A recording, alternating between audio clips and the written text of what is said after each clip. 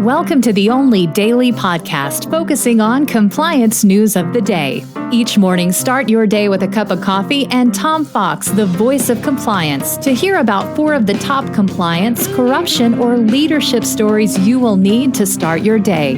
The Daily Compliance News is a production of the Compliance Podcast Network. First, a word from this month's sponsor, Ethico. If you're a compliance officer, middle managers are crucial in getting your programs from you to your frontline employees. But how do we activate those managers and get them on our side? Ethico's new Middle Manager Toolkit equips you with the skills needed to empower your managers, to promote a culture where ethical behavior thrives and employees feel empowered to speak up. Learn how to turn frontline managers into ethical leaders with our new white paper, Empowering Middle Managers as Ethics Champions. And did I mention you can get the whole toolkit for free? Head to ethico.com to download the full toolkit today. Also, if you are looking for something new and different for the upcoming Compliance Week celebration in November, check out The Compliance Kids. It's my 3-book children's series on compliance and compliance professionals for children. But they make great gifts and great training tools for your employees. You can check it out on Amazon.com. We've linked to it in the show notes. The Daily Compliance News for November 25, 2024, the All Wall Street Journal edition. All our stories come from the Wall Street Journal today. We begin with a political/policy story, which says that Trump's pick for Treasury Secretary is the fierce defender of activists' approach to free trade. What does that mean? Lots of trade barriers. And my question to you as a compliance professional is, what does this mean for compliance? Are we going to move away from a global trade policy? According to the new Treasury Secretary, Scott Bessent, the answer is yes.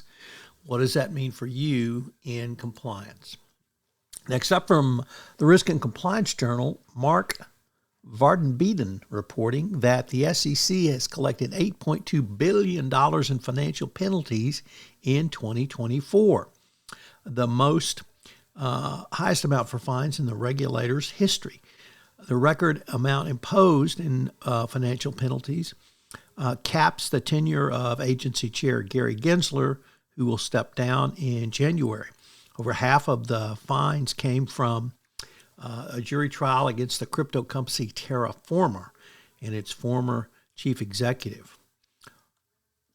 Next up, also from the Risk and Compliance Journal, this time Richard Vandeford reporting that the U.S. has added nearly 30 Chinese companies to the forced labor blacklist.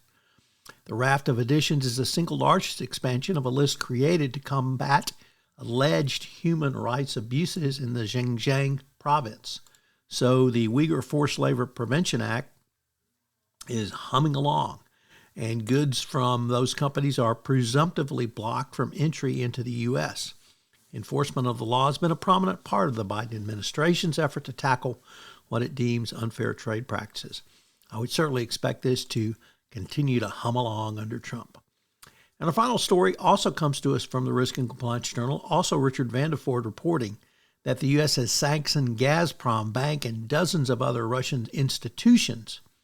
The lender was built around the country's gas export giant, and now the Treasury Department has sanctioned them as a part of the ongoing sanctions for the war for Russia's putative invasion of Ukraine. Now, whether this continues under Trump, I don't think is problematic, because I'm pretty sure on day 1 or 2, he's going to declare the war is over and start to unleash or releash or deleash the sanctions on Russian entities. So get ready for a big change when it comes to Russia. As I mentioned at the start of this podcast, the sponsor for the entire Compliance Podcast Network is Ethico. Well, Ethico has a great new offering this month for you, a toolkit for middle managers.